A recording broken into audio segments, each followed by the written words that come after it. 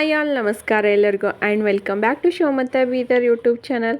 ಬೆಳಗ್ಗೆ ನೀವು ಖಾಲಿ ಹೊಟ್ಟೆಲಿ ಟೀ ಅಥವಾ ಕಾಫಿ ಕುಡಿತೀರಾ? ಹಾಗಾದರೆ ಮಿಸ್ ಮಾಡದೆ ಒಂದ್ಸಲ ಈ ವಿಡಿಯೋನ ಕಂಪ್ಲೀಟಾಗಿ ನೋಡಿ. ಬೆಳಗ್ಗೆ ಖಾಲಿ ಹೊಟ್ಟೆಲಿ ಟೀ ಅಥವಾ ಕಾಫಿ ಕುಡಿದರೆ ಏನಾಗುತ್ತೆ ಗೊತ್ತಾ? ನಮ್ಮಲ್ಲಿ ಹಲವರಿಗೆ ಒಂದು ಹ್ಯಾಬಿಟ್ ಇರುತ್ತದೆ. ಬೆಳಗ್ಗೆ ಕಣ್ಣು ತೆರೆದ ತಕ್ಷಣ ಟೀ ಅಥವಾ ಕಾಫಿ ಬೇಕೇ ಬೇಕು. ಕೆಲವರಿಗೆ ಟೀ ಇಲ್ಲದೆ ದಿನವೇ ಶುರುವಾಗುವುದಿಲ್ಲ. ಇನ್ನು ಕೆಲವರಿಗೆ ಕಾಫಿ ಕುಡಿದರೆ ಮಾತ್ರ ಎನರ್ಜಿ ಸಿಗುತ್ತದೆ. ಆದರೆ ಬೆಳಗ್ಗೆ ಖಾಲಿ ಹೊಟ್ಟೆಯಲ್ಲಿ ಟೀ ಅಥವಾ ಕಾಫಿ ಕುಡಿದರೆ ನಮ್ಮ ದೇಹಕ್ಕೆ ಏನು ಆಗುತ್ತದೆ ಗೊತ್ತಾ? ಇಂದು ಇದನ್ನೇ ಸ್ವಲ್ಪ ವಿವರವಾಗಿ ತಿಳಿದುಕೊಳ್ಳೋಣ ಬನ್ನಿ.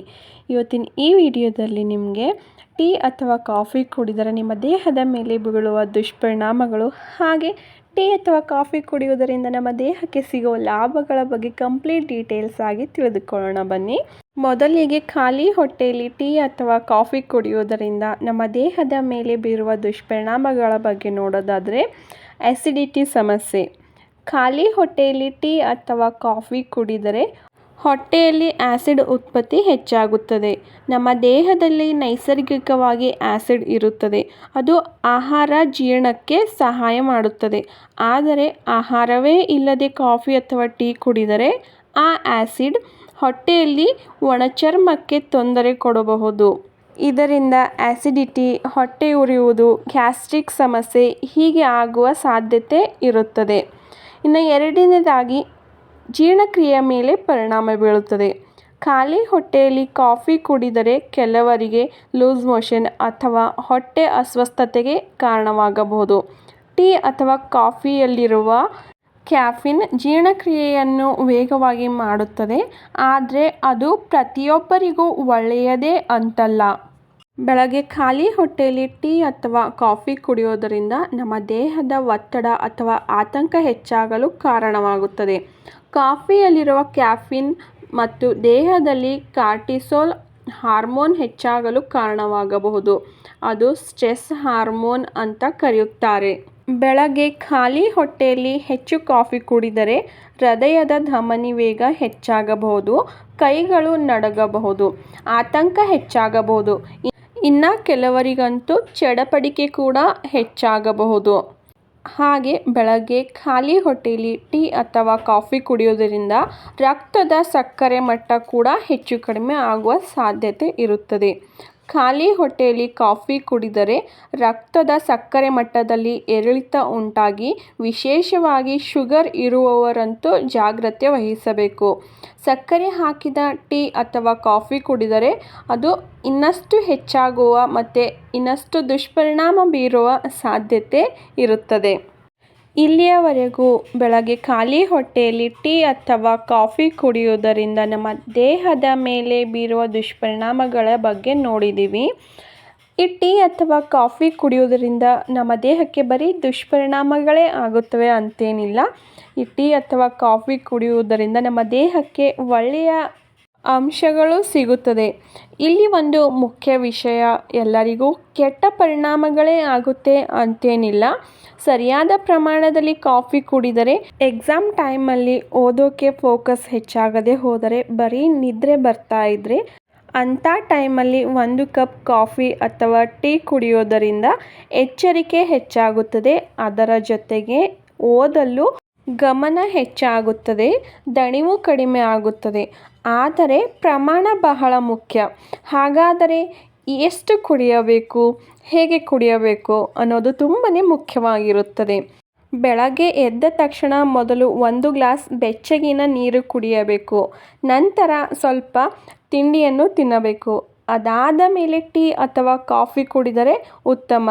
ಇನ್ನೊಂದು ಸಲಹೆ, ದಿನಕ್ಕೆ 1 ಅಥವಾ 2 ಕಪ್ ಮಾತ್ರ ಸಾಕು. ಹೆಚ್ಚು ಕುಡಿದರೆ ಲಾಭಕ್ಕಿಂತ ನಷ್ಟವೇ ಹೆಚ್ಚಾಗುತ್ತದೆ. ಇನ್ನು ಅಲರ್ಜಿ ಇರುವವರಂತೂ ವೈದ್ಯರ ಸಲಹೆ ಪಡೆದು ಅನಂತರ ಸೇವಿಸತಕ್ಕದ್ದು. ಹಾಗೆ ಚಹಾದಲ್ಲಿ ಆ್ಯಂಟಿ ಆಕ್ಸಿಡೆಂಟ್ಗಳು ಹೆಚ್ಚಾಗಿರುವುದರಿಂದ ನಮ್ಮ ದೇಹದ ರೋಗ ನಿರೋಧಕ ಶಕ್ತಿಯನ್ನು ಕೂಡ ಸುಧಾರಿಸಲು ಸಹಾಯಕವಾಗುತ್ತದೆ. ಹಾಗೆ ಮಿತಿಯಾದ ಟೀ ಸೇವನೆಯಿಂದ ನಮ್ಮ ಹೃದಯದ ಆರೋಗ್ಯಕ್ಕೂ ತುಂಬಾ ಒಳ್ಳೆಯದಾಗಿರುತ್ತದೆ. ಹಾಗೆ ಕಾಫಿ ತಕ್ಷಣ ಶಕ್ತಿ ನೀಡುತ್ತದೆ. ಇದು ನಮ್ಮ ಗಮನ ಮತ್ತು ಏಕಾಗ್ರತೆಯನ್ನು ಹೆಚ್ಚಿಸಲು ತುಂಬಾ ಸಹಾಯಕವಾಗುತ್ತದೆ. ಕಾಫಿ ಮೆಟಬಾಲಿಸಮ್ ಹೆಚ್ಚಿಸಿ ಕೊಬ್ಬು ಕರಗಿಸಲು ಸಹಾಯ ಮಾಡುತ್ತದೆ.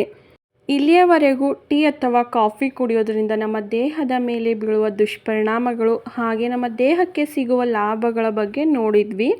ಇವಾಗ ಮುಂದೆ ಟೀ ಅಥವಾ ಕಾಫಿಯ ಬದಲಾಗಿ ನಮ್ಮ ಆರೋಗ್ಯಕರ ಪರ್ಯಾಯಗಳನ್ನು ನೋಡೋದಾದರೆ, ಬೆಳಗ್ಗೆ ಖಾಲಿ ಹೊಟ್ಟೆಯಲ್ಲಿ ಟೀ ಅಥವಾ ಕಾಫಿ ಬದಲಿಗೆ ಬೆಚ್ಚಗಿನ ನೀರು ಪ್ಲಸ್ ಅದರ ಜೊತೆಗೆ ಲಿಂಬೆಹಣ್ಣನ್ನು ಸೇರಿಸಿ ಕುಡಿಯೋದರಿಂದ ನಮ್ಮ ಅಜೀರ್ಣ ಸಮಸ್ಯೆಯನ್ನು ಸುಧಾರಿಸುತ್ತದೆ. ಅಷ್ಟೇ ಅಲ್ಲದೆ ನಮ್ಮ ದೇಹದ ಟಾಕ್ಸಿನ್ ಹೊರಹಾಕಲು ತುಂಬಾ ಸಹಾಯಕವಾಗುತ್ತದೆ. 1 ಗ್ಲಾಸ್ ಬಿಸಿ ನೀರಿಗೆ ಅರ್ಧ ನಿಂಬೆ ರಸ ಸಾಕು. ಬೇಕಾದರೆ ಜೇನುತುಪ್ಪ ಕೂಡ ಸೇರಿಸಿ ಸೇವಿಸಬಹುದು. ವಿಟಮಿನ್ ಸಿ ರೋಗ ನಿರೋಧಕ ಶಕ್ತಿಯನ್ನು ಹೆಚ್ಚಿಸುತ್ತದೆ ಮತ್ತು ತೂಕ ಇಳಿಕೆಗೂ ಕೂಡ ತುಂಬಾ ಸಹಾಯಕವಾಗಿದೆ. ಟೀ ಅಥವಾ ಕಾಫಿ ಬದಲಿಗೆ ಹಾಲು ಅರಿಶಿನ ಕೂಡ ಸೇವಿಸಬಹುದು. ಇದರಿಂದ ಎಲುಬುಗಳಿಗೆ ಒಳ್ಳೆಯದು, ರೋಗ ನಿರೋಧಕ ಶಕ್ತಿಯನ್ನು ಹೆಚ್ಚಿಸುತ್ತದೆ, ಅಲ್ಲದೆ ರಾತ್ರಿ ನಿದ್ದೆಯನ್ನು ಕೂಡ ಸುಧಾರಿಸಲು ತುಂಬಾ ಉಪಯುಕ್ತವಾಗುತ್ತದೆ. ಹಾಗೆ ಟೀ ಅಥವಾ ಕಾಫಿ ಬದಲಿಗೆ ತುಳಸಿ, ಶುಂಠಿ ನೀರು ಕೂಡ ಸೇವಿಸಬಹುದು. ಇದರಿಂದ ಜಲದೃಷ್ಟಿ, ಕೆಮ್ಮಿಗೆ ಸಹಾಯಕ, ರೋಗ ನಿರೋಧಕ ಶಕ್ತಿಯನ್ನು ಕೂಡ ಹೆಚ್ಚಿಸುತ್ತದೆ, ದೇಹಕ್ಕೆ ಹಗುರ ಅನುಭವ ಕೂಡ ನೀಡುತ್ತದೆ. ಹಾಗೆ ಟೀ ಅಥವಾ ಕಾಫಿ ಬದಲಿಗೆ ಬೆಳಗ್ಗೆ ಖಾಲಿ ಹೊಟ್ಟೆಯಲ್ಲಿ ಜೀರಿಗೆ ನೀರು ಸೇವಿಸುವುದರಿಂದ ಮೆಟಬಾಲಿಸಮ್ ಹೆಚ್ಚಿಸುತ್ತದೆ, ಹೊಟ್ಟೆ ಉಬ್ಬರವನ್ನು ಕಡಿಮೆ ಮಾಡಿ ಜೀರ್ಣಕ್ರಿಯೆಯನ್ನು ಹೆಚ್ಚಿಸುತ್ತದೆ. ಕೊನೆಯ ಮಾತು ಸ್ನೇಹಿತರೆ, ನಮ್ಮ ಆರೋಗ್ಯ ನಮ್ಮ ಕೈಯಲ್ಲಿದೆ. ಟೀ ಅಥವಾ ಕಾಫಿ ಸಂಪೂರ್ಣ ಬಿಡಬೇಕು ಅಂತೇನಿಲ್ಲ, ಆದರೆ ಯಾವಾಗ ಎಷ್ಟು ಪ್ರಮಾಣದಲ್ಲಿ ಕುಡಿಯಬೇಕು ಅನ್ನುವುದು ತಿಳಿದುಕೊಂಡು ಅನಂತರ ಸೇವಿಸುವುದು ಉತ್ತಮ. ಈ ವಿಡಿಯೋ ನಿಮಗೆ ಯೂಸ್ಫುಲ್ ಆಗಿದೆ ಅಂತ ಅನ್ಕೋತೀನಿ. ವಿಡಿಯೋ ಯೂಸ್ಫುಲ್ ಆದರೆ ದಯವಿಟ್ಟು ಒಂದು ಲೈಕ್ ಮಾಡೋದನ್ನು ಮರಿಬೇಡಿ. ಹಾಗೆ ಮುಂದೆನೂ ಸಹ ಇದೇ ಥರ ಹೊಸ ವಿಡಿಯೋಗಳಿಗೋಸ್ಕರ ದಯವಿಟ್ಟು ನನ್ನ ಚಾನಲ್ನ ಸಬ್ಸ್ಕ್ರೈಬ್ ಮಾಡ್ಕೊಳ್ಳಿ. ನಾನು ಸಿಗ್ತೀನಿ ಮುಂದೆ ಇದೇ ಥರ ಹೊಸ ವಿಡಿಯೋಗಳೊಂದಿಗೆ. ಅಲ್ಲಿವರೆಗೂ bye, take care. Thank you for watching my channel.